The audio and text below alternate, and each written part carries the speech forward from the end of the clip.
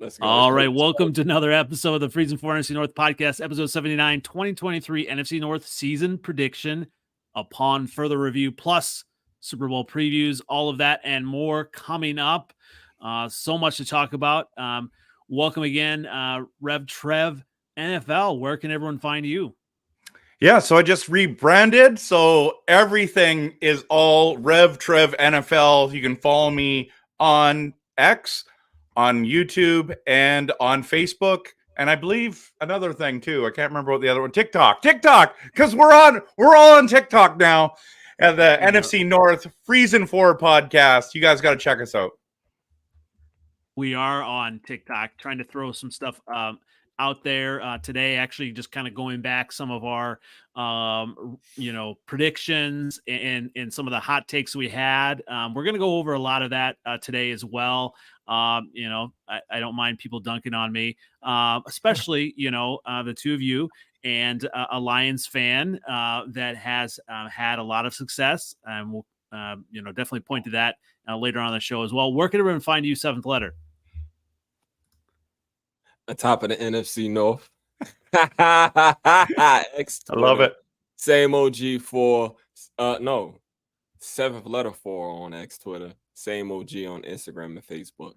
I ain't changed except for my my record this year and my status in the NFC North. That's about it. But it's all the same. Well, hey, I was waiting for you to change if you did elevate to the Super Bowl. I'm sure that's coming eventually. Yeah. That's what I hear too. Before we kind of get into it, it's always, interesting kind of at the end of the season. And I'm not one of these Bears fans that does this, a team does well, other than with the Packers. Team does well, and then you say, and they fail in the playoffs. Then it's like, okay, well, it's a horrible season, And I've seen a lot other than the Packers, but a lot of Vikings fans, Packer fans are saying, well, the Lions failed again and trying to pile on. I'm like, well, they are the reigning NFC North champions, and you got to hand it to them. Yes, sir. Thank you, man. I really like you showing a lot of growth tonight, man. You're starting off on the right foot. Let's keep it up, man. Yeah,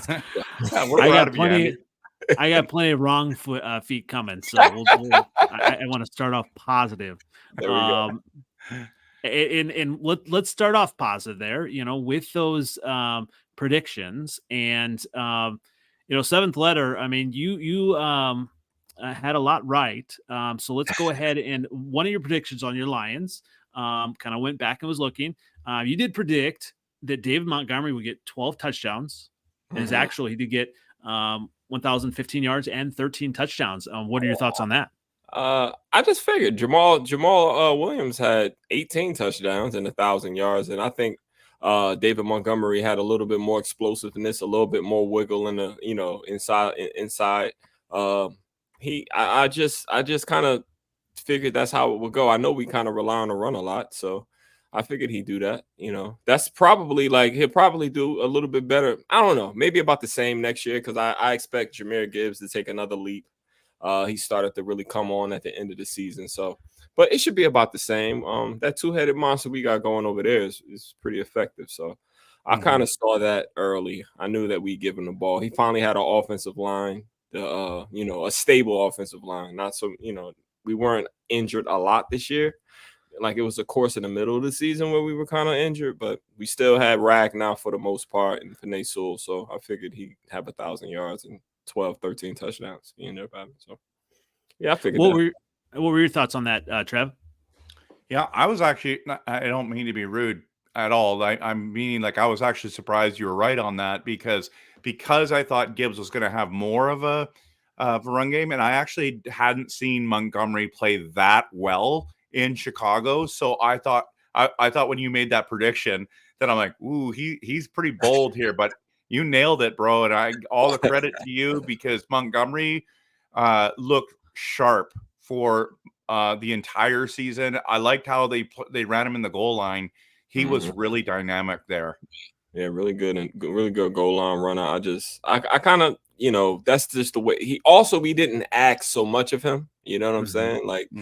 He didn't have to do so much. All I needed him to do was run and maybe catch the ball out the backfield sometimes.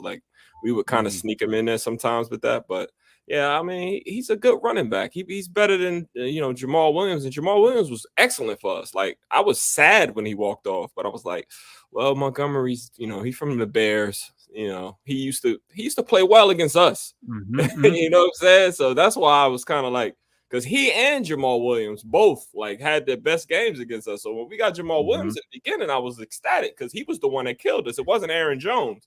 It was Jamal Williams. And the same with Montgomery. Like, he always been good against us. So I was pretty excited when we got him once my emotions kind of settled in.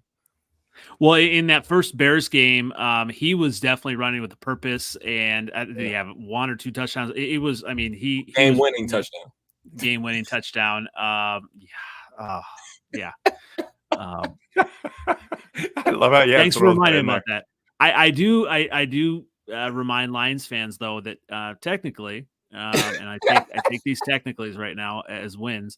The Bears did dominate the Lions twice, so a lot of people dunking on the Bears and saying they're terrible. Well, I mean, if the Lions are good, 7.5 quarters, man. 7.5 quarters. Hey, I'll take that. One thing I was gonna say, I think we all agreed on that we got right. I think we all agreed the Detroit Lions would win the 2023 NFC North. Is that? Oh, were you taking the Packers? No, I took the Vikings because I thought Kirk Cousins was going to be healthy. Mm-hmm. Yeah, and I still stand on that. If Kirk Cousins was healthy, I still think the Vikings would have made more noise, but thankfully they didn't. I don't. Kirk Cousins wasn't the problem. Kirk Cousins wasn't the problem last year. It was the defense. Kirk Cousins played pretty well last year. It was always the defense. They didn't add anything on defense. They picked a wide receiver in the first round. Listen, I could have said, yeah, no, I owned up to it. I owned up to it, and I said, I thought, and guess what? I was wrong. Is that what you want me to say? I was wrong. Yes, I do. Thank you. Well, the first time this year. I'm joking. This show is starting off remarkably, by the way, guys. Thank you, man. Thank you. I'm glad you're in such a great mood. When you look at the Vikings and I put everything up on TikTok. And obviously, I was hoping, Craig would be here to own up, but there's several TikToks that he said that Kirk Cousins was really good. And now I wanted to dunk on him and what his thoughts on Kirk Cousins were. But, kind of going with some of the predictions, I did say that Kirk Cousins would pass for 5,000 yards this year. A lot of people thought I was crazy. A lot of people were like, no, there's no way.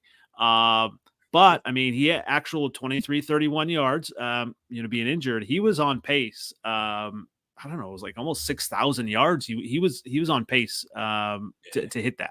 Yeah. That's when the Vikings was running the ball like 8 times a game and they just was throwing the ball everywhere, like throwing the ball 40 times a game. So, and with the new 17 games, like 5,000 yards is very, very, feasible for somebody in that offense. You know what I mean? I wasn't really stretch or reach. Like, it happened in 16 games a few times. You know what I mean?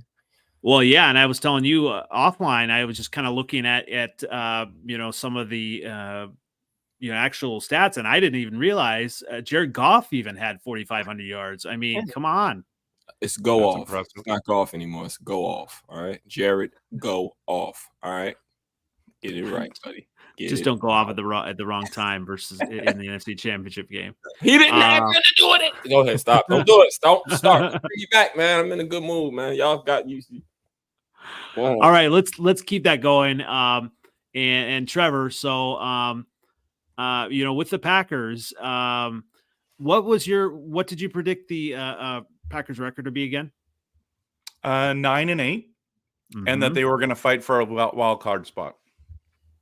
So look at that. I mean, you were correct. So we actually did. I put this up on the TikTok. AvgCheese was on that episode, and he said, playoffs, and I think we're joking that it would be 12-5. But then he went back realistic and said about 7 wins. So you were spot on with that 9-8 record and the playoffs. Mm-hmm.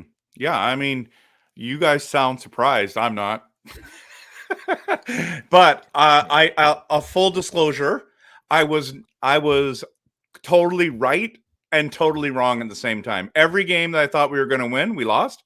Every game that we were supposed to win, we vice versa. So, full disclosure, not really that amazing, but very excited about that. Not only did we become 9-8, but won a playoff game. What else could have we wanted? And we were there with San Francisco. So very, very positive vibes in Green Bay right now. And you know me, I try to, throw cold water on all that stuff. That's my duty as a Bears fan. But if the 49ers win the Super Bowl, do you think the hype is going to even go that much more for the Packers that they just barely lost? I just think that's natural, Andy. I think that's natural that they do that. They kind of hang their hat. I whether they win or lose, I'm very proud of how this team played and how with Rodgers last year we couldn't get it done, but this year with a younger core, the youngest team in NFL history to make the playoffs and play well. Like, we did not look out of place against Dallas. We did not look out of place against 49ers. So I'm keeping it kind of there where I think everyone's going to the next level. And I am surprised, even though you're not surprised, that there are people who are like, we're winning the Super Bowl next year. I'm just not there. Well, shout out to Seventh Letter. I went, going back as well. You talked about Aaron Rodgers just having that negative vibe around the team last year, and I think you were even talking positively about the Packers were going to be better than a lot of us thought. So you were in on that too. I said that I picked the Packers to be second place because they have the most experience. They actually are the most experienced team in our division, especially on the defensive side. And they have they have players in the right, they're good players play the right position. They have good pass rushers. Preston Smith and Gary, they're both veterans and they're very, very good pass rushers. And in the NFL, especially in December and all that, you got to be able to stop the run, rush the passer, and run the ball. And they are able to do one thing good. They can rush the passer pretty effective. I played them twice. I know. You know what I'm saying? Especially that second game. They rushed the passer well. And I felt like even though Jordan Love was going to be developing during the season, I felt the defense would keep them in a lot of games.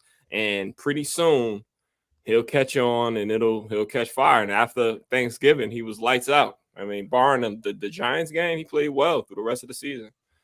Oh, the Panthers game. Well, let's go to that too. And so, obviously, I was predicting that he would not be good. And even on AvgCheese on the podcast prediction show, he said that the Packers would not be able to win if Jordan Love passes for 4,000 yards. He did, 4,159 yards and the 9-8 record. So, kind of catching on. How much is that, Trevor, on LaFleur?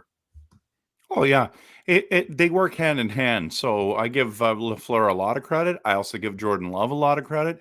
And LaFleur never wavered when it came to the criticism of Jordan Love. He was like, "No, he's our guy. We're sticking with him." And even when I was doubting, and I'm thinking, "Oh boy, there was 5 games that were ugly. There was 5 games that were ugly." Yeah. And it was inaccurate. It was nerve-wracking. I was like, I don't know if he's the guy. And I liked how LaFleur's system, as well as belief in him, made him to excel, had opportunity, gave him every opportunity. And in the NFL, you're given opportunity, you decide what you're going to do with it. And so, I mean, I said that he was going to have 3,500 yards passing, and you guys laughed at me. But he exceeded my expectations. Yeah. Play well. Play really well. Yeah, and the accuracy issues, he worked those out. Like, how do you work those things out mid-season? Because when you were watching him in that bad stretch, you're like, I think this might be who he is, and he can't handle the pressure, and he can't make those throws. And then all of a sudden, it's like, wow, yes, he can, and he can improve. I don't know if I've ever seen a quarterback switch like that in a season. And in all honesty, I'm not trying to be biased. Like, can you name another one that played that poorly and then that well, and especially in the biggest games of the year? in the playoffs, in the getting to the playoffs. I mean, I don't know another quarterback that I've seen do that isn't, I don't know, Pro Bowl or Hall of Famer guy, but I can't even name one right now. I think back in the day, I'm not saying he's going to be that, but Eli Manning used to be better in playoffs. Like, he was a whole nother person. Like, Yeah. he's just a whole nother quarterback. Like, what is going on? He does not play like that in the regular season, but the playoffs, when he gets hot, Jordan Love got that thing. When he get hot and he get confident, it is gonna be a long day on defense. I'm telling you. Mm-hmm. Well, especially with that mix of LaFleur like scheming, those wide receivers open. Like, I could not understand how wide some of those wide receivers were. Totally. Dobbs, Jesus Christ, how is Dobbs so wide open and in the playoffs versus great defense? Jaden Reed. You had Wicks continually wide open. Bo Melton was who's that? Yeah, for Rutgers, he good. I like him. That's what I'm saying. Like, nobody knew who he was. Yeah, he's all of a sudden awesome. That's coaching. That's hard work.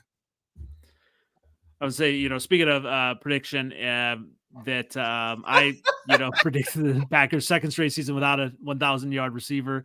Actual Jaden Reed 793 yards, so I was happy that I was right on that. But unfortunately, your guy Jordan Love spread it around, and it didn't really matter who the wide receiver was. It's hard to guard them, because they don't have a true number one, and everybody's kind of like a 1B, and it's tough. All of them can get open. That's one thing all of them can do. All of them.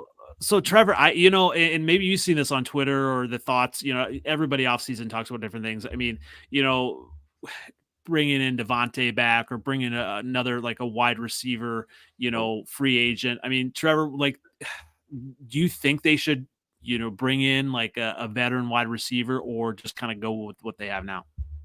Oh man, if we could add Devontae Adams, that'd be awesome. But they don't need anybody else. They literally have schemed and have the right pieces. This is a team game. This is a great wide receiver core. I like you guys said, like you guys saw it. Your division rivals. You're watching and going, how are they this open? How are they this good? They are too young. They're too inexperienced. It's like they just got a full year of experience, and then the Dobbs and Christian Watson. If Christian Watson can stay healthy, right? Another year, and they got playoff experience. I don't know why you wouldn't draft another wide receiver. I don't think you're going to spend why would you spend big money on a wide receiver right now? I mean, don't get me wrong. I love Devontae. My heart still hurts that he's gone. He was special, and he still is, but I don't think he's coming back. No, I don't think they should add him, because that's what made the Packers kind of beatable, because Aaron Rodgers will lock in on him a lot.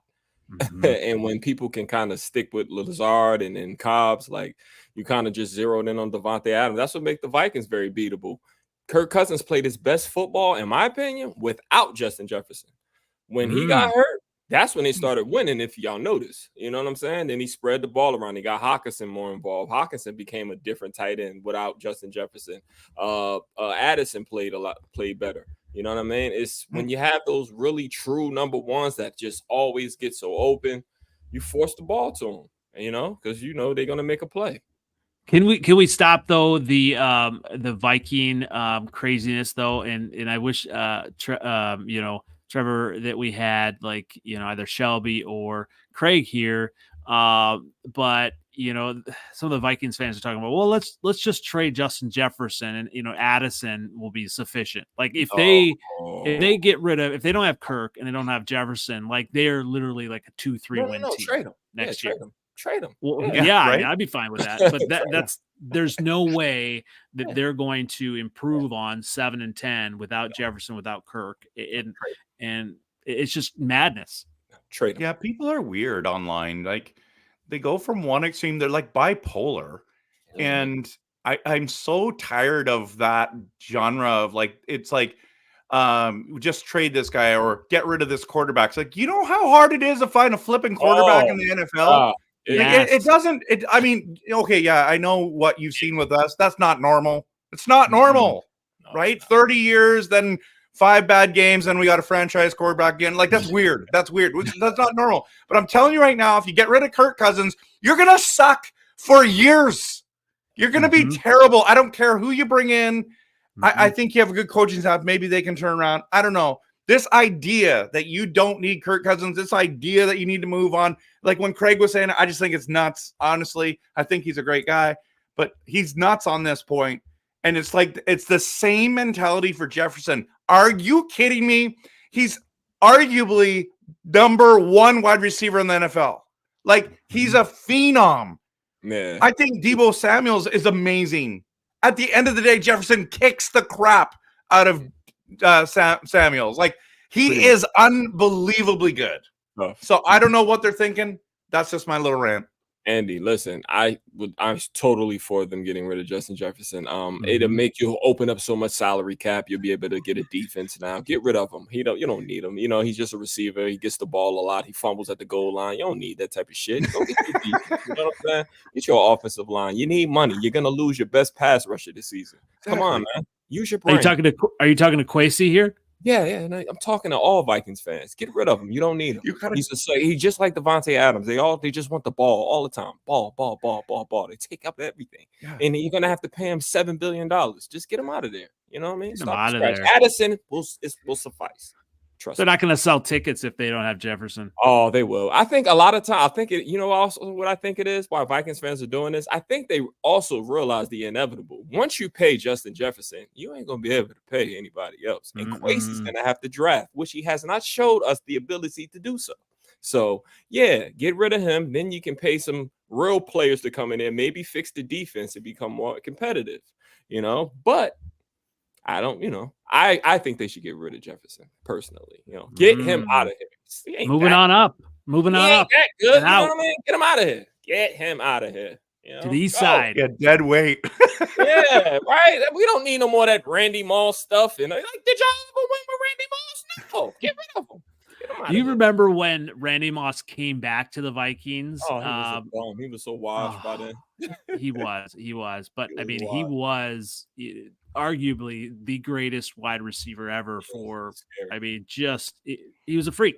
I always give one-trick ponies like the business, but that one-trick pony was a deep route. Just you couldn't do nothing with him. When the ball in the air, it's not even 50-50. It's 90-10 with him. Oh, my goodness. Hell. Yeah, well, speaking of dangerous. Speaking of dangerous, my guy Justin Fields. So it predicted 3,000 yards passing. Close. And close. That was close. And he was injured. Actually going back, it might have been a little bit more that predicted, but so he gets so much negative attention on line from Bears fans, from Packer fans, from everybody saying he can't pass. Does he need to improve? Still, absolutely. Like I've told you guys in our chat, it's more fun going back and forth with Packer fans than it is the Bear fans right now who are just completely anti-Fields. It's just not even fun to talk to. Like it's just draining. I'm like, are you like actually a Packer fan or what? Because you cannot. It's the same argument. It's like, well, he sucks. Well, no, you cannot say. You absolutely cannot say that Justin Fields is a bust. Also, you cannot say obviously that he is like MVP caliber, yet. So there's in between. And so like talking to some people on, Facebook, Twitter that are 100% say that they're going to trade him. It's just nonsense. We don't know that yet. And we don't even know. I mean, there's even some thoughts that, hey, Justin Fields, maybe does still get traded. Maybe the Bears trade that number 1 pick and move down to 2 and they pick up Drake May. I mean, and maybe he would fit a little bit more in the new offensive coordinator, Shane Waldron's offense. But I don't know if you saw online, Jackson Smith and Jigba did not have all that many good things today to say, or maybe it was yesterday, about Shane Waldron. I mean, what are your thoughts on Justin Fields? Who you asking first, me? Yeah, go ahead. I like Justin Fields as a human being. I truly see that he's trying very hard, but I think a lot of times the Lamar Jackson thing, because there is a quarterback that's out there doing what he does successfully, we get caught up in the he has those moments, those little flashes of brilliance at times, but it's the layups and the when he holds the ball for too long. That's what he is. That's what he's always done. It works in college. In the NFL, it just doesn't. It just is hard. It's hard in the NFL. You can do it if you're in a system and surrounded by really good players like Lamar Jackson is. It works. But when you don't have what Lamar Jackson has and I don't see the confidence that Lamar Jackson has in his ability in Justin Fields. That could just be his mannerisms. That could just be whatever. I do feel Justin Fields can be a good quarterback. I just think he needs a new environment, kind of like Jared Goff. You know what I mean? Kind of like Jared Goff. Like you have your Justin Fields lovers and you have your Justin Fields haters. I don't appreciate the way he was treated last year by the organization, by when they were on Monday Night Football and how they would was it Monday night or Sunday night? One of those games. But how they were just the coaching staff, yes. Right? The way they were just speaking. So I think it was a Sunday night, yeah, because Chris Collinsworth was, and he don't watch Bears games. I'm sure. You know what I'm saying? If you're not a Bears fan, you ain't really watching a Bears game. And just how they talked about a guy that ain't do anything, and how they talked about, he does he just stays within the scheme, like he understands the scheme better. He's in the playbook. Justin Fields is all. I heard that from Montgomery. He said nobody works harder than Justin Fields. He works hard. You know what I'm saying? Like that's not that's never been a knock on him. I just feel just all the noise around him and him having to remain just cool in that and having to humble himself when he don't have to, when he ain't the one that's wrong. You know what I'm saying? I don't like the way he was treated. And going to another organization with a new staff, that it's so many teams that want him, so many fans that want him to come to Atlanta, Steelers. Like it's places where he can go where they can appreciate what he can bring to a team. The Giants want him.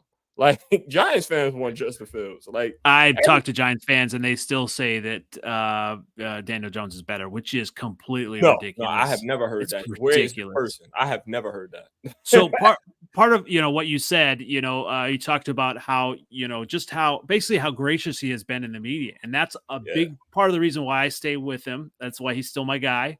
But a lot of things you said, about Justin Fields, that that type of play, works in college and all of that. That is almost the same exact things are being said about Caleb Williams. And but everyone's like, oh, but he's a surefire, can't miss. And it's just, he's smaller than Justin Fields. So I don't know. I just have problems with, even a lot of Bears fans are like, well, look at the wins and losses. And I'm just like, that's the same argument I have had with Packer fans. I'm like, do you not understand rosters? Do you not understand a center? If you don't have a center, I mean, even the Vikings, the first Vikings game, a center, like you have to have a center that's going to actually protect or hike you the ball.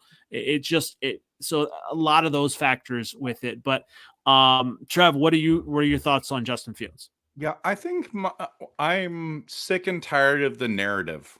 It's a negative narrative. What people, I don't know why people feel better about themselves to just criticize somebody else. And like you're saying, I'm 100% with you. The arguments are so stupid. Like literally, look, wins and losses. I'm like, those 3 years of the Bears teams, was it 3 years that he played? Were he had no protection, like you're saying, none. Years, So why in the world would we be judging wins and losses? Okay. And even this idea that a quarterback is in this mold, this is the only way. It has to look like Tom Brady sitting in the pocket, never rushing. You use the guy's skill set. This kid is absolutely unbelievable with his legs. And I know that they're saying he's a running back, not a quarterback. He is a quarterback who can run. He can throw the ball. He can be accurate. I've said that from day one. Now, granted, he's got some things that we've talked often about this show where he has failed in the big moments where he's fumbled or intercepted, or you know what I mean? But the things that he does are exceptionally good. Like those runs that he takes it to the house. There's only one run this year that I thought was better than Justin Fields' run, and it wasn't a Lamar Jackson run. It was that Josh Allen 53-yard run. That was insane. And it was like straight, just speed. But Justin and Lamar do the shifts. They're like the Michael Vick feel. I love that about him. And so this negative narrative that you have to have 4,000 or 5,000 passing yards or you're not a quarterback is absolute garbage. It's a negative narrative. It's like, oh, you can't do this. You can't. Oh, okay. So he scored one touchdown, but did he get two with his legs? Because you give a pass to Jalen Hurts. You give a pass to Jalen Hurts now. It's not fair. Although it is interesting, like just the narrative flips, like a lot of people are not a fan of Jalen Hurts now, but it goes back and forth. And and that's there was a lot on that. Jalen Hurts went down because they lost their offensive coordinator. I mean, that was huge. They lost their defensive coordinator. I mean, those things helps. Shane Steichen was really good, and so obviously that coach connection is huge. Now, Seventh Letter, you said like several times, I do understand the whole thing of like, is it sustainable? Is that whole like style of play sustainable? And I don't know, but it is just hard not to, look at Caleb Williams and see the same thing. Like he does a lot of the same things. He does. You know what I do think? I just think what I saw from Justin Fields this year, I did see growth, but was it you know what I mean? Like look at the Jordan Love growth and look at his growth. You know what I'm saying? And I think that the organization may have seen enough. Like he really hasn't showed us anything different. We know he can complete a pass. He has a really strong arm. He's very, very, very elusive in the backfield. But could he, could he win a game with his arm? And in the instance, he plays a team like the Packers that had him surrounded, and shit was just flying at him, and he didn't really look like he knew what to do. You know what I'm saying? Like those type of things where, has he grown? And I don't know if he's been coached up to grow as fast as he could. I mean, we all probably say the Packers offensive coordinator and coaches on the offensive side of the ball are better than, superior to the Bears, but he just hasn't, like, even when we're trying to get him to just go out there and do your thing. Fuck what they say, just go do you. And he doesn't have that. He's a very coachable guy. That's why I feel like he should go to a situation where they would cater to his skill set a little more than what the Bears want to do. And I don't think that's what Eberflus wants to do, to be perfectly honest. You know what I mean? Eberflus may not want that kind of quarterback. This is why Bayesian was their darling until they realized he stunk, which we kind of all saw if you watch any of the games. Like I still have some Bears fans like pointing that as well. They're like, well, look, when you have backup quarterbacks, they've got a better winning percentage than Fields. Oh, that means Fields is horrible. It's just ridiculous. No, and these are Bears fans. I hate it. I hate it here. Like at this point, and that's why I may like tune out Chicago radio until a decision is made, because it's just I love it, man. When you introduced me to that Score channel, oh my god, it's in my little YouTube thing, and I just watch it to just hear, and it's hilarious.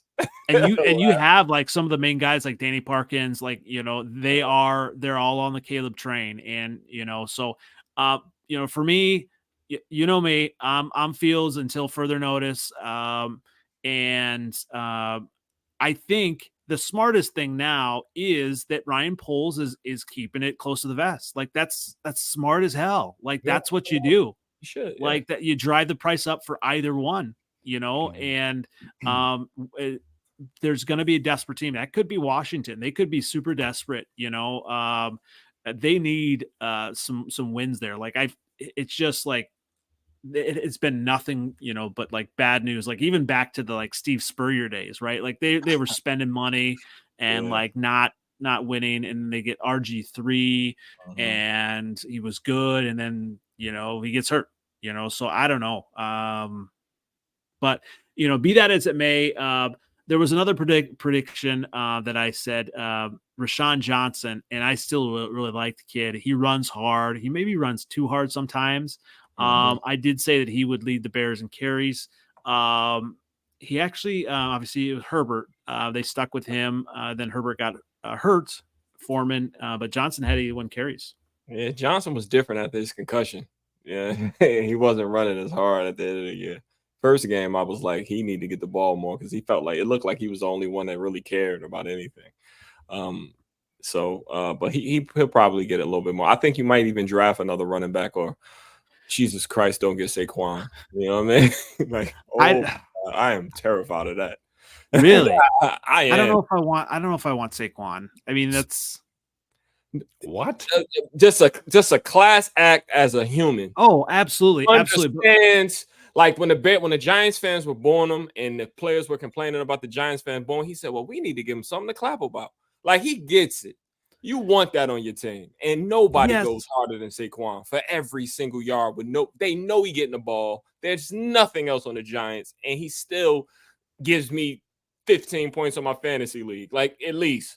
So with him, with somebody else, even with a DJ Moore, Saquon Barkley have 1,200 yards next year, 12 touchdowns, easy. So here's what I worry about, Saquon Barkley. If you're going Saquon Barkley, that means like you want to win now, right? And like it's so easy to kind of go down a rabbit hole and say, well, if they do this, then this is what they mean with quarterback position, because that's going to be the biggest decision. Do they stay with Justin Fields or go with Caleb Williams? Because if you draft Caleb Williams, I just don't see you going with Saquon Barkley. Like, it's just what I just don't know. I mean, it's about to be self-preservation time, brother. If Ryan Poles doesn't get to the playoffs next year, it's gonna be self-preservation time. He got a bunch of money, and the defense is fine. The defense is okay. It is. You draft a few more pieces, maybe. The cornerback, you got good cornerbacks, good safeties, good defensive line. You got one of the top defenses in the league. You need offense. And a lot of those 3-yard plays become 6-yard plays with Saquon. He can catch too.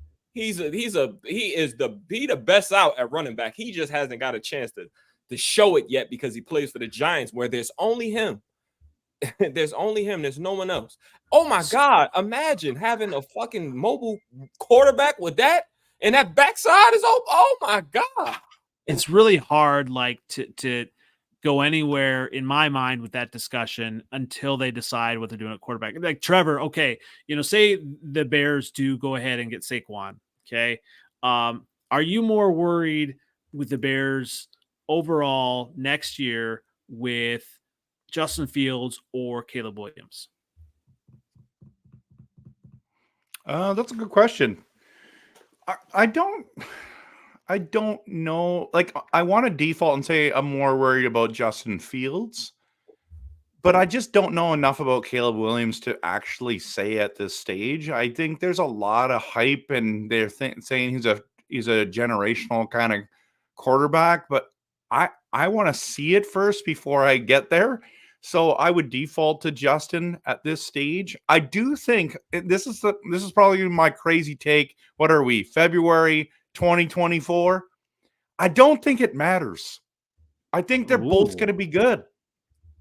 It doesn't matter which way they go. If they go the Caleb Williams route, I think they're going to be fine. They're going to be improved from last year.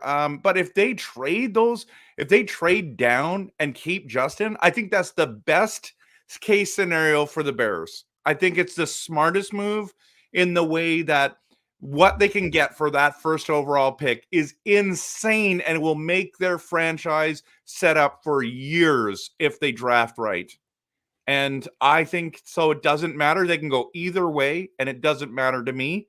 I do think that this team, the negative narrative on the Bears is this.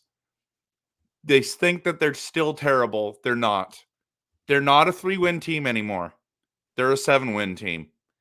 And there could easily be a 9-win team next year, a 10-win team, if they do it right. So yeah, that is my fear. Like, are they going to do it right? And because I want, sustained success. I want what the Packers have had. I want what the Lions are starting to build. Having that buzz. I think there is more buzz. We know what we have in Fields, and like just listening. If you go on a podcast and actually listen to what actual NFL defenders say about Fields, that's why it's hard for me not to stay on the Fields train. When they say like he is a good quarterback, give him another weapon, give him all these things. Even they talk about like third down. They don't know how to, they have to worry about game planning against him. Even Travis Gibson, who's in the Super Bowl, was talking about that. They don't know how to game plan. Obviously legs. That he can turn that into first down, and that's what you want for a quarterback.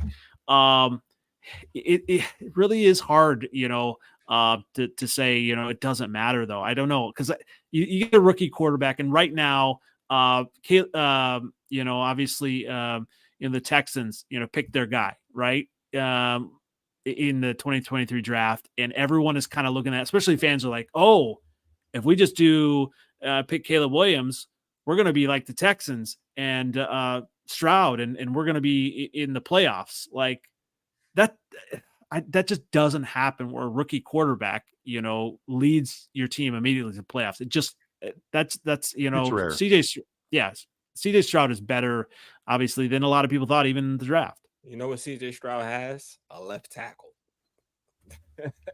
Left tackle takes a lot of pressure off of you, man. Left tackle is probably the most important position on the field to a quarterback, other than like tight end and running back.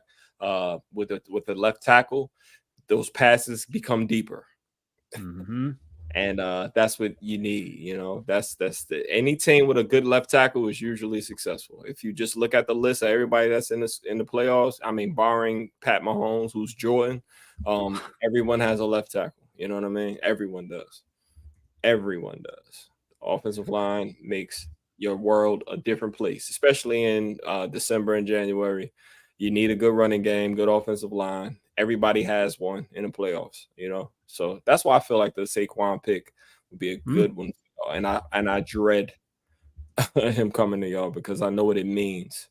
Like now we're gonna have two other teams that's gonna be hard in our division. It's gonna make it harder for us to win because the Packers they're coming, and the Bears are coming. You saw at the end of the season with the defense. It's gonna be a tough. We got the best division in football next year by far. Yeah. So I would agree with that. Andy, here's the thing. This is why I'm saying that it doesn't matter.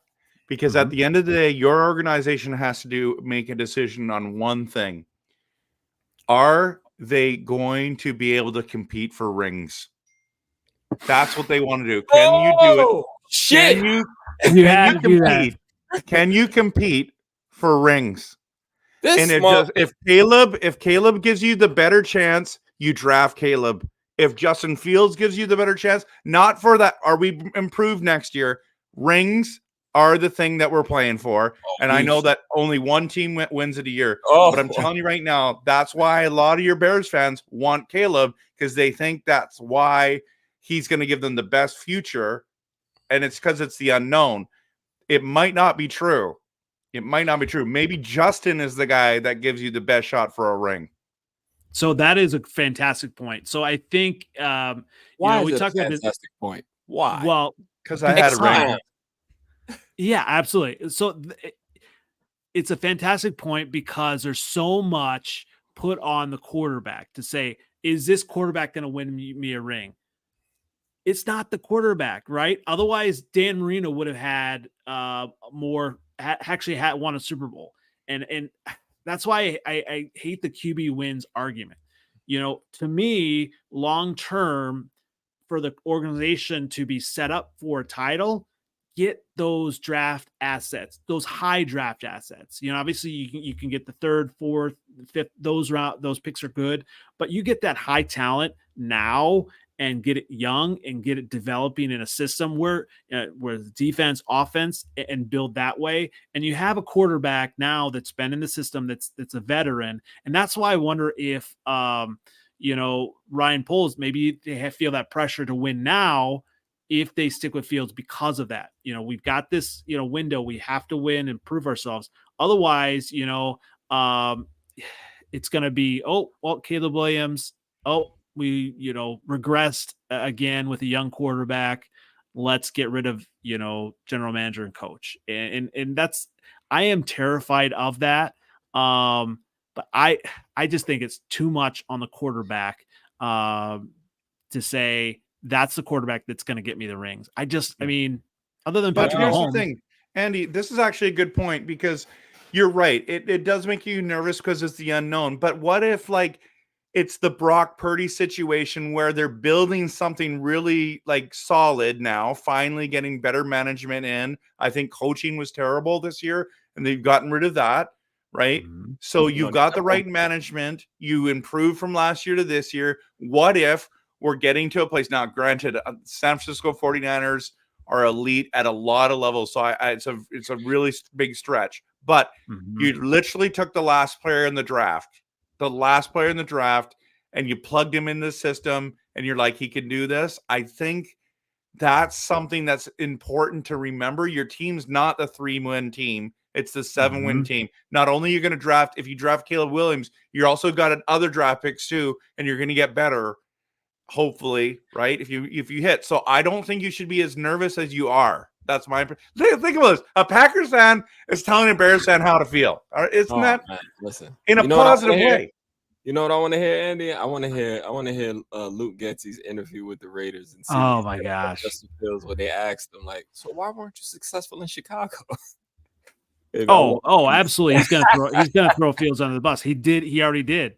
I know. So I'm not 100% sure what Roasty is saying here because this could be taken a couple different ways. Caleb Williams is the unknown. Fields is a known commodity. Because to some people, the known commodity is okay. We know what we have. You can only get a certain distance.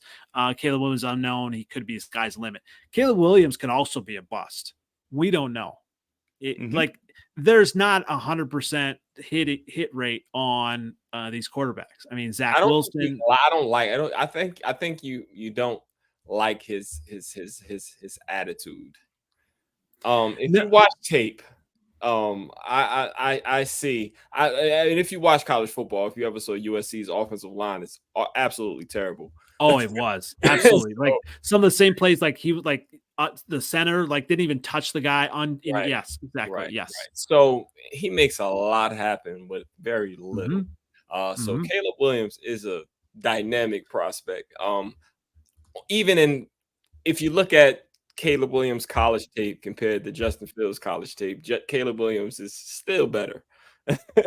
So I understand that he might make you uncomfortable with the painting of the nails, and he's a very gregarious type of guy. He's polarizing, but the tape shows me that he is better than Justin Fields, even in college. If you look at their tape, wow, it is. If you watch the tape, if you got to look at the tape, you can look at Justin Fields in college. He plays very similar to the way he plays today. It's the same guy. It's literally the same guy. He just doesn't have, Garrett and Olave anymore. You know what I'm saying? You can get away with that in college. Caleb Williams college tape is absolutely ridiculous. It is, bro. You gotta watch it. It's on YouTube. I have watched some, and I'm not one of these Justin Fields or die. I can definitely get in on. Show what? No. Let me finish here. I love me some Justin Fields. Right. If the Bears a little part of me can get excited about Caleb Williams because he's got all that talent, right? And I can get there. I'm just not there yet.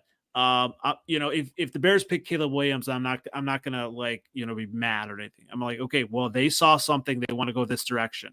I just think, and Rossi had said this here too, the teams that win the Super Bowl are typically the most balanced teams in the league. And I think that's an important thing. You can't just say, let's have the best quarterback. And I mean, even with Patrick Mahomes, right? He is one of the best quarterbacks ever, right? But their offense was up and down this year. One of the main reasons they're in the Super Bowl, defense. That defense. And the Bears season turned around when they got Montez Sweat, which a lot of people, I don't remember it's on here, but a lot of people said, I didn't know why. Right, go with Chase Young, but Chase Young, he might not even play much in the. He's a bum. He's a bum. Yes. I didn't know. I thought he was good. He's a bum. I didn't tell you.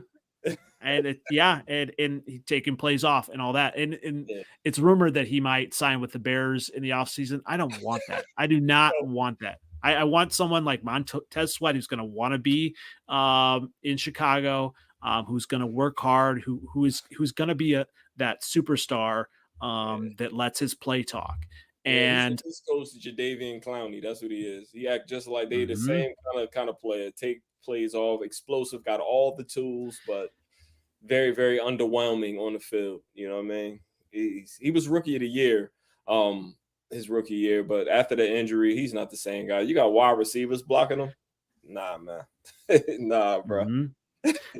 So Roasty here, so this is an interesting point. So he said he'd rather, as a Lions fan, you'd rather see Fields because we've seen him for 3 years. Yes. But for whatever reason, running quarterbacks, Fields has had the Lions number. I mean, I mean, for whatever reason, the Packers have been able to control Fields, but the Lions haven't. It's so crazy. I can tell you why. It's because we ain't got no cornerbacks. And the reason why Justin Fields is effective and running quarterbacks are effective is because the linebackers are helping in the pass game. And if we had cornerbacks that can actually cover and stick on somebody, they could be looking at Justin Fields like the Packers. The Packers draft a different type of cornerback than we do.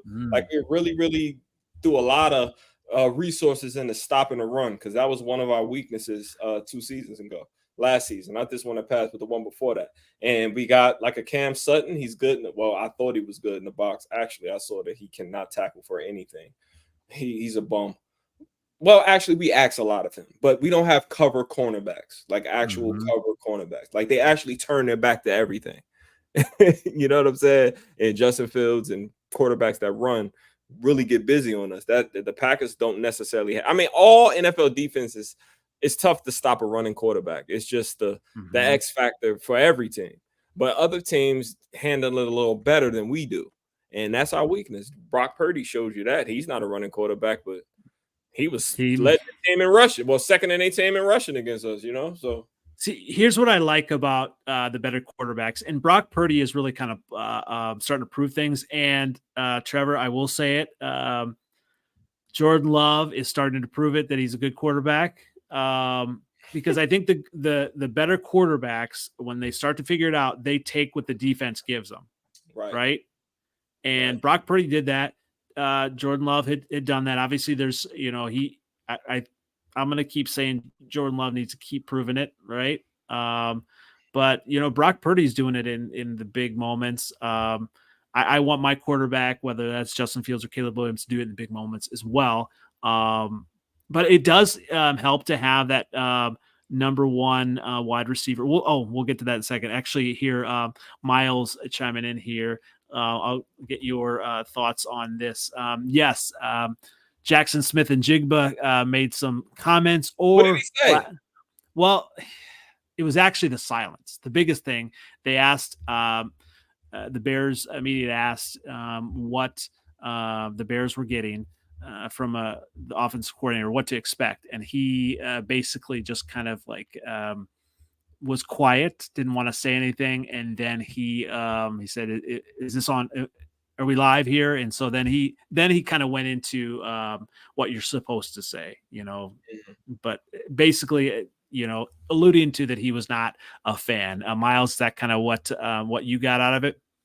We'll kind of see, what he puts in the chat. But I don't know. Miles, he probably was mad he didn't get the ball enough. Yes, there you go. That's what it is. Be better then, right? Yeah, you so got glad we didn't draft him. And the other little guy, that's a headache. So there's a reason the Packers and for whatever. I'm not all this Packers love, but the Packers organization, they know how to draft. There's a reason they didn't draft them. Well, and that's the thing. It's not love. It's just facts. It's just a fact. Show your ring again, Trev. Trevor, show that ring again. No, but think about it. Okay, so it's like we made the playoffs. We beat the number 2 seed. We almost tied up against 49ers. Like, those are facts. It's not like you're saying, "Oh, I'm a fan now because that's a fact." It's Jordan Love had this amount of yards. That's a fact, right? Trevor, so I'm gonna make a banner for you to hang behind you, the almost champion. Bro, we need to really show like replays of my boy just reeling after like just saying he gonna lose this week and win and win the next week. What I loved about our team is they proved me wrong. Right? When I was like, when I'm seeing I'm nervous, they turned it around. And so I think those are things that we need to consider so as a fan, like, I've never been a general manager. I've never been an offensive coordinator. I've never been a defensive coordinator. Okay. So I'm not pretending like I'm an expert. I think there's times where I wonder if I could do a better job than some of the GMs. I'm just saying, I know that sounds arrogant, but we can build the Raiders, man. We can build the Raiders. Is the man. Good is the man. Everyone was sold on JSN for drafting. And I'm sitting there going, we're not drafting a wide receiver there. We never draft a wide receiver there. Oh, JSN. And they got worked up. They were crazy.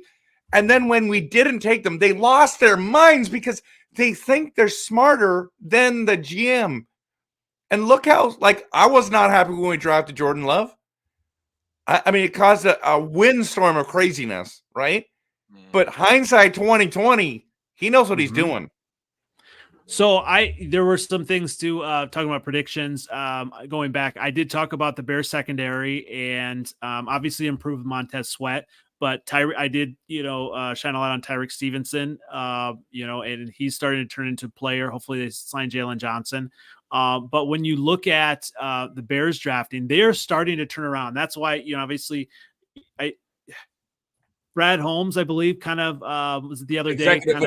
Executive of the year. He talked, and he was, obviously dunking on a lot of people with his draft picks. He said it takes a couple of years to see the draft classes, really kind of come to fruition. And I think that was important, So obviously the Packers have stacked draft classes upon draft classes, and that's what you want to see your organization do. The Lions have done that. The Bears have done that. But also, it helps to sign some key free agents. And I wanted to obviously, talk a little bit about my guy and see if you guys can give him a little bit of love.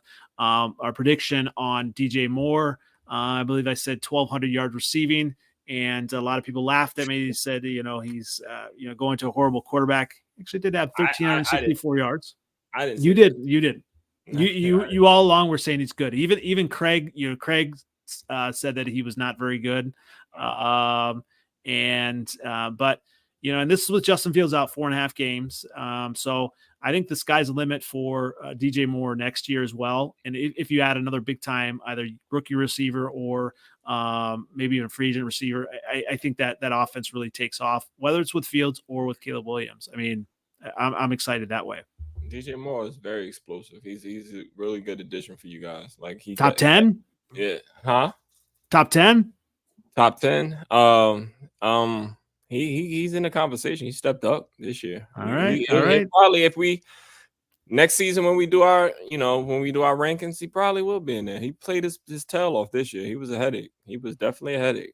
That third down he got on us, like, oh man, Jesus Christ. Mm-hmm. He's so big. I kind of underestimate how thick he is. Pause. You know what I'm saying? Like he's good. He's good. He'll probably overtake a few, of our older players that are probably, past their prime. Like Keenan Allen, even Devontae. You know what I'm saying? Trevor, you ready to say DJ Moore is better than Keenan Allen? Nope. Because he's not. I thought we had so much growth this year, and so we're getting there. When we had that conversation and we had that big argument on this channel about DJ Moore, didn't we land that he was 7 or 8, or did we land that he was 12 or 13? You know what? I landed that he was 9, I think. Yeah. So you were the highest on him, right? Yeah, I was. Yeah. Yeah, but we were all close. I mean, we're talking like if I was 12 on him, I like DJ Moore. I think he's a super. I wish Green Bay got him. I literally wish. That's the guy I was hoping for. And everyone want to chase Claypool. I'm like, no, DJ Moore's the guy. Moore's the guy. And I love DJ Moore. I think he's a super talented player. But when you're talking about Keenan Allen and DJ Moore, I like Keenan better. I think he has better route running. The only knock on Keenan Allen is his health. That's his only thing. That is his Achilles heel. I would dare to say that he's injury prone. That's my opinion. But as a healthy wide receiver, I think he's better. But I think they're in the conversation together. And so if you say DJ Moore, I'm cool with that. I just disagree. I respectfully disagree. Yeah, I didn't even have Amon-Ra St. Brown in my top 10. You know what I mean? And he'll probably be in the top 10 next year. And he was really good this year. So it depends. Like next year, he probably will move in the top 10 in my list because he showed it this year. He never really had a quarterback, other than Cam Newton at the end. You know what I'm saying? Like he never really had one. So continuum.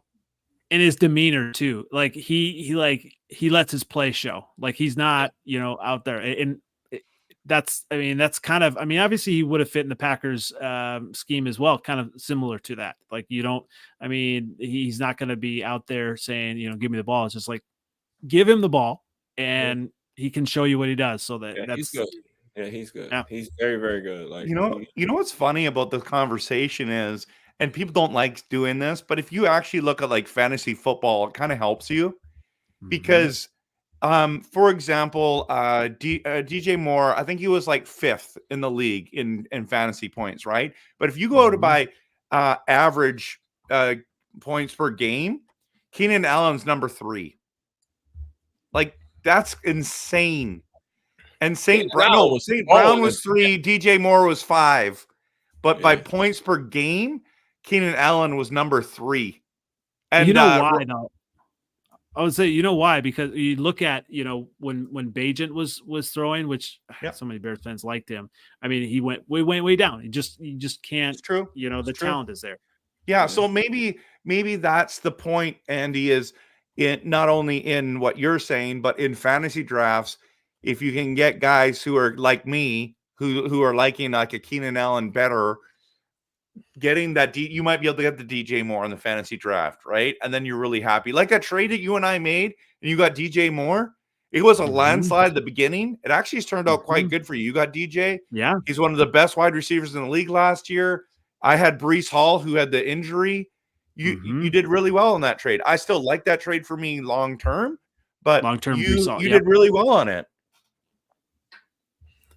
Well, one last thing. Obviously, everyone's talking about their Super Bowl previews. We're all going to be watching it. Are you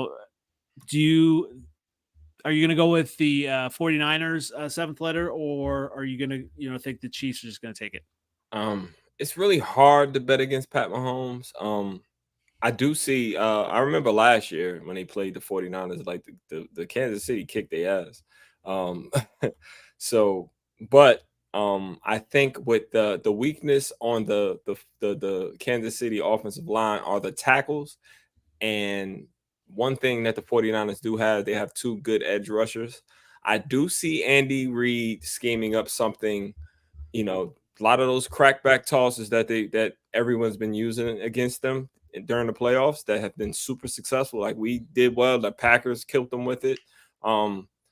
That's going to be interesting. This is really feeling like a McKinnon gang. You know what I'm saying? Like he's their speed guy, and he can probably get to the edge on them pretty quickly. I don't trust San Francisco.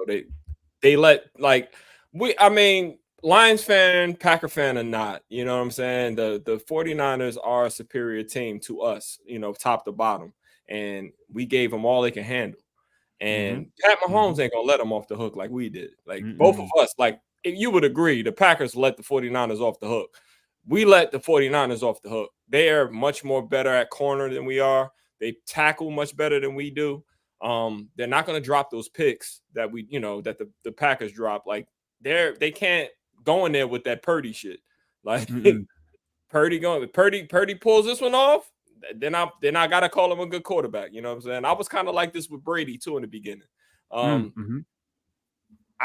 don't know. I don't see the 49ers beating the Chiefs. I don't, especially the way the 49ers looked against us. Like they're glorified kind of champions already. Like we feel like they should have been there the last few years when the Eagles beat them and stuff. I don't think that they have enough defensively at corner and the defensive line of the Chiefs. I think they can dominate the offensive line, and that's a strong point for the 49ers. But the Chiefs up front is pretty good. You know what I'm saying? Pretty good. And they don't make a lot of mistakes on defense. So I remember sorry, go ahead. I'm going Chiefs, man. So Chiefs? 31-24. 31-24. 31-27? No, so I'm giving them 7 points. They're going to lose 7 points. Okay. I remember before last season, I picked the Chiefs to be last in their division. And obviously I was completely wrong. I did. It was I was completely wrong on that. But Tyreek? No, that was the first year. No, that was the first year without Tyreek. Yeah, without Tyreek, because of Tyreek. Oh, man. Yeah, so is good. Right. So I was completely wrong. So I remember that, and then they won the Super Bowl, and thinking like they won the Super Bowl with what they had. If the Chiefs win the Super Bowl this year, I just don't know how you can pick against them in any year going forward. I mean, that defense is young. They're going to keep getting better. They draft well. They've got Mahomes. They've got Reed. It's just, it's going to be continued to the Chiefs are going to be the favorites. And the only thing that might start to kind of, hurt the Chiefs is playing so long into the season, right? We've seen that does kind of, hurt players off season and just, it really, starts to wear on them. But I just, it's hard to bet against Patrick Mahomes and the way that Chiefs defense is playing. It really is hard to trust Purdy. I'm actually going to go 27-21 Chiefs. Yeah, so what about you, Trev? Yeah, so I made a video on it. Last year, my Super Bowl prediction had 8,500 views. This one has. Let's go. This one's bad. It's bad, and it's way better than last year. So far. Yeah, so far. Listen, I think the 49ers definitely can win the Super Bowl. They are talented enough to do it. They are super good. When it comes down to this game, though, the Chiefs keep proving me wrong. I thought they were going to lose to the Buffalo Bills. I thought it was the Bills Mafia time. I was so wrong. I'm done. I'm done with betting against Mahomes. I'm not going to do it anymore. I did it again with Brady, but here's the thing, the reason why I think the Chiefs win. Because they talk too much about the 49ers defense. We do not talk enough about the Chiefs defense. Chris Jones is a maniac. He is going to tear some people apart. He's so hard. Everyone talks about Bosa. No one talks about Jones. Why are we talking about Jones? They were the number 2 defense walking into the NFL playoffs. Number 2. And San Francisco was not number 1, if I remember correctly. I can't remember who number 1 was. The Ravens. The Ravens. No, the Mhm. Ravens. It was someone else. But anyways, the point, I have it in my video. It doesn't matter. The point is they're super Everyone's good. going to go watch your video now. Yeah, Gotta go people watch your should video. watch my video because listen, at the end of the day, and Seventh Letter, you talked about it when we played them, when other people played the Kansas City Chiefs. They're quick. They're Yeah. quick. They can go lateral really well. Their scheme is absolutely amazing. So I'm all in on the Chiefs, and I feel like the narrative that everyone thinks the Chiefs are the favorite. I don't think there's a favorite. But if you're going to tell me Brock Purdy or Patrick Mahomes, I'm taking Patrick Mahomes. He's a stud. He's not going to only be in the that- conversation if he continues like this with Tom Brady as the GOAT. Like if he wins back to back right now, he's starting to be in, like they're going to start talking about him in Montana right now. Like that's crazy talk. But Oh, the maybe he's Browns that are- good. Maybe he's the guy. I'm not betting against him anymore. I only learned that- my lesson 7 times. I probably bet against Brady. I'm not doing it anymore. I wouldn't even go against like Steve Spagnuolo, like defensively. Like I feel like that's like he doesn't get the credit.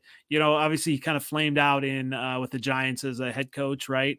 But some of these the Rams.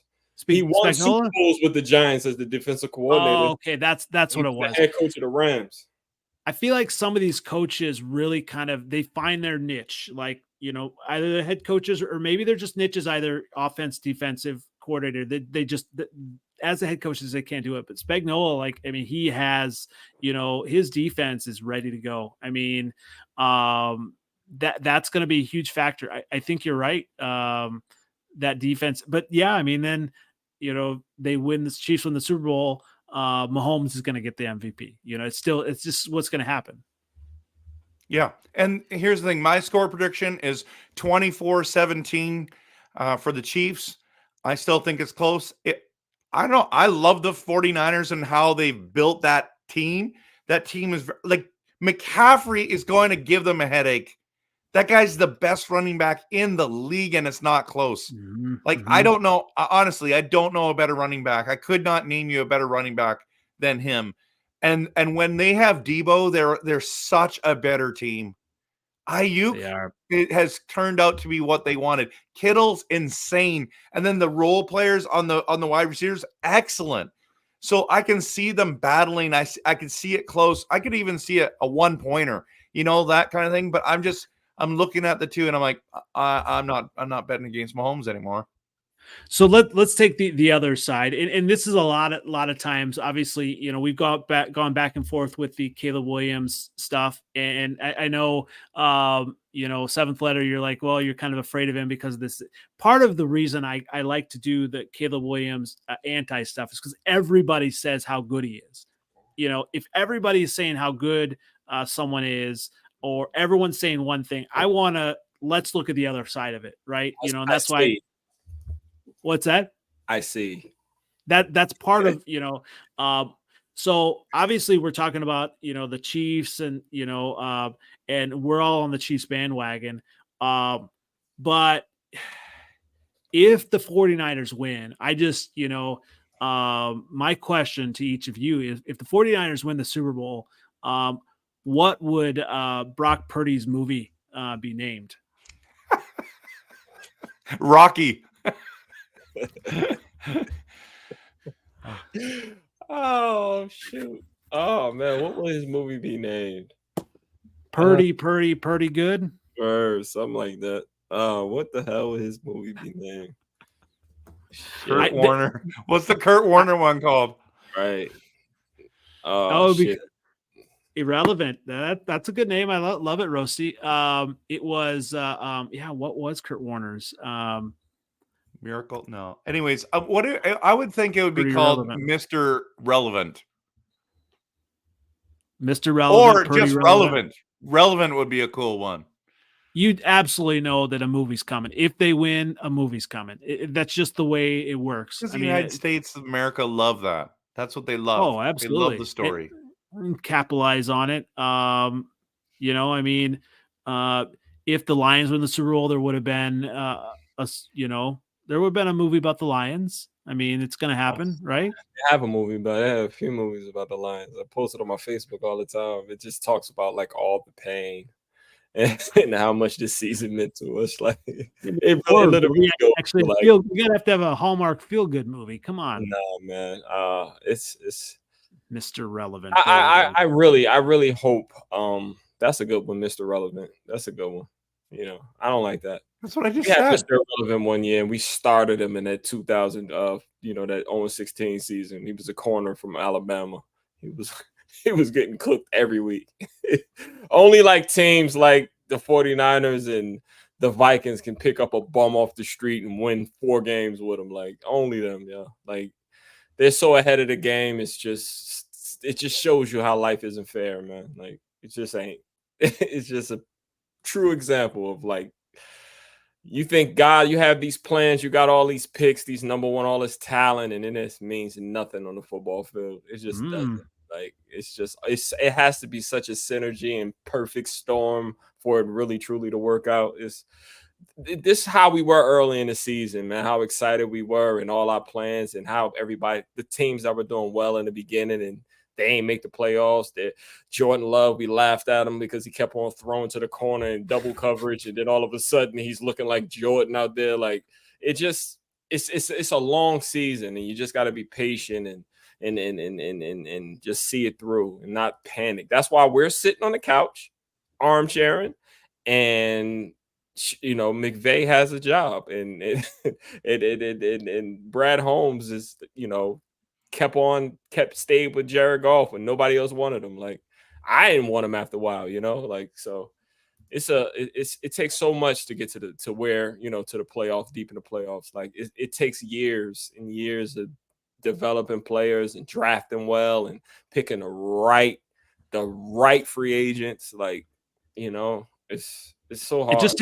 It just takes one win for the narrative to change. That's like and you like. That's why you talk about, what if the 49ers do win? I mean, then what does it do for them? No, they have rings. They have a storied history. They have a story. Trevor, when's the last time the 49ers won it? Was it the 90s? Was it 95? No, 94. 94. Well, it's 95, I think. Well, it happened in 95, but it was the 94 I have season. it on my face. The reason why I remember it is because that was when they first brought back the throwback jerseys. Yes. That was Steve Young, and yes. Yep. Jerry Rice. The Chargers. Yeah. Yep. It was a blowout. Yeah. So that's, it's been a while, I mean, we talk about the Cowboys, it's been a while, but at least the 49ers have been in the conversation. I think that's part of it. The Cowboys are just in the conversation because, they like to talk. Right. So it has been a while. I mean, but it just takes a little bit for that narrative to change. I mean, that next narrative to fall, maybe it's the Lions, maybe it's the Bears making the Super Bowl next year. Who knows? The 49ers have won a Super Bowl since Forrest Gump was released, which is one of my favorite movies, by the way. Go ahead. It's a good movie. So when was that released? 94, 95, probably. The Super Bowl was in January or February, so it was 95. I thought it was 96. I thought it was 96, my senior year. 1994. 94. Yeah. Okay. All right. There you go. That's a long time. I had just graduated from high school in 93. That is a lifetime ago, everyone. That's a lifetime ago. That's when I was skinny. I could know how long it's been since I've been skinny. Last week. Well, it's not going to be a long time, I think, for the NFC North to be in the Super Bowl. I think it's going to be in the next few years. I do think our division is going to start to really be up there in the conversation with one of the best divisions. I mean, with some of the young cores that we have. Obviously, I want my Bears to be up there in that conversation. The Lions are going to stay there, no matter what some salty Packer fans say. The Lions are not going to go back to the Lions next year. They've got that core. What's sad, yo? We have not mentioned, like, we really, all three of us just have given up on the Minnesota Vikings. Like they're not even a threat. Like they're not.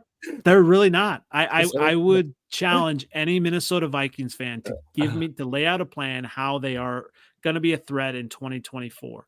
I mean, you can't even say draft capital. Yeah. And the conversation goes nowhere if you don't sign Kirk Cousins. That has to be the start. Otherwise, it's a moot point. So I want to post this on TikTok and see how many people actually will respond. But the Minnesota Vikings are not going to be good in 2024. No. You guys agree? I agree wholeheartedly. When is Kirk Cousins going to be back if they sign him? Week 4? No, he'll be back week 1. I think they will sign him. Yeah. Oh, absolutely. I don't mind Minnesota. I think that they have a really great coach. I think he'll have them ready. I just think you're right. It has to be Kirk Cousins or it's not going to work. And Brian Flores not getting any interviews. How crazy is that? That's because Jared Goff and my Detroit Lions figured that garbage out at the end of the year. Snap. Blitz all you want. They either blitz or drop everybody back. Somebody had to figure it out. Shout out to you. We roasted them so bad. We roasted them so bad. Like, and now granted, they didn't have Kirk, right? When they had Kirk, they tore us apart. So it was early on in the season. So we'll give them some credit there. But the Vikings are a mess. They're a hot mess. They had 7 wins. They tied the Bears for 7 wins. Yeah. And everybody says my Bears are horrible. So.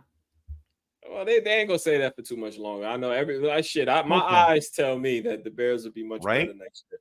They'll be except for come on, week 18 was glorious though. Like, let's just be honest. Like, you didn't even score a touchdown, bro. Not a touchdown.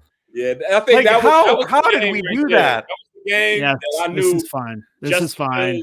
Justin Fields is fine. We got to keep this rolling. These comments, like this, I'm speaking facts again. No, I'm not even biased at the moment. You did not score a touchdown. That's a fact. Remember when the Cubs won the 2016 World Series? No, I do. I may actually cry the next time the Bears beat the Packers, like I did when the Cubs won the World Series in 2016. I still get tears. So the next time the Bears win against the Packers, I may actually get tears and choked up. So.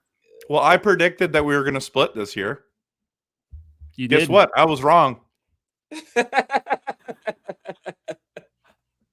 Well, hey, at least you can say you're wrong. I appreciate that. Y'all listen to the media so much, man. When it comes to these picks, I'm like, all I said is they better win. All this mouth. That's been the best line all year.